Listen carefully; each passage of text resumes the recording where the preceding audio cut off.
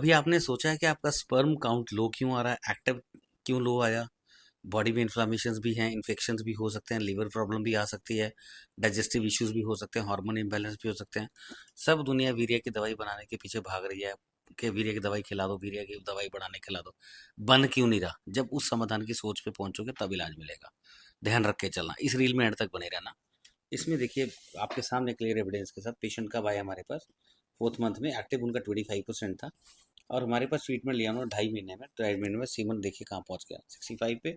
उसके बाद सर के हार्मोन इम्बैलेंस के केसेस में ध्यान से देखिए, टेस्टोस्टेरोन फ्री लो है, टोटल भी लो है, एसएचबीजी बहुत लो है इनका, जो कि हमें 60+ चाहिए। सबसे बड़ा सीआरपी।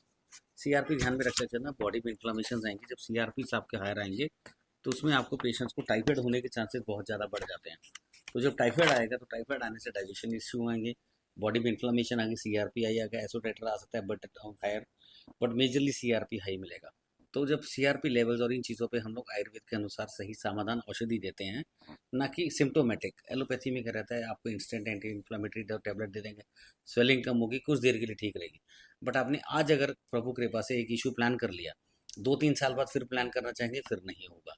तो आयुर्वेद में अगर आपको पूर्ण समाधान चाहिए कि आपको पहला बच्चा अगर हुआ दूसरा नहीं हो पा रहा, अगर पहला भी नहीं हो रहा या दूसरा भी नहीं हो रहा, तो उसके लिए आप हमारे दिए नंबरों पर कॉल करें।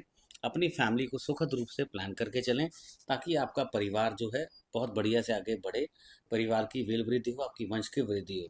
क्योंकि जब स्पर्म का बॉडी हेड एंड टेल काम नहीं करेगा, स्पर्म की मूवमेंट नहीं होगी, आगे जाके ऑब्स्ट्रक्शन भी हो सकती है, स्वेलिंग भी हो सकती है, सेमिनल वेसिकल्स होते हैं उनमें इन्फ्लामेशन हो जाती है, सेमिनल वेसिकुलाइटिस बोलते हैं उसको। टेस्टिकल में गुच्छा बन जाता है जिसको वेरिकोसील बोलते हैं। अगर टेस्टिकल में रेडनेस और हीट आ जाए उसको ऑर्काइटिस भी बोलते हैं। तो बहुत सारी प्रॉब्लम्स होती हैं, प्रॉब्लम अनेक अनेक हैं, उनके कारण को सही डायग्नोस करने के लिए आपके पास सही डॉक्टर या वैद्य होना चाहिए, जो आपके रोग को समझ पाए, आपको एग्जामिन करे और सही दवा रूप से आपको सही औषधि दे, जिससे आप आयुर्वेद के गुण गा सकें। Thank you.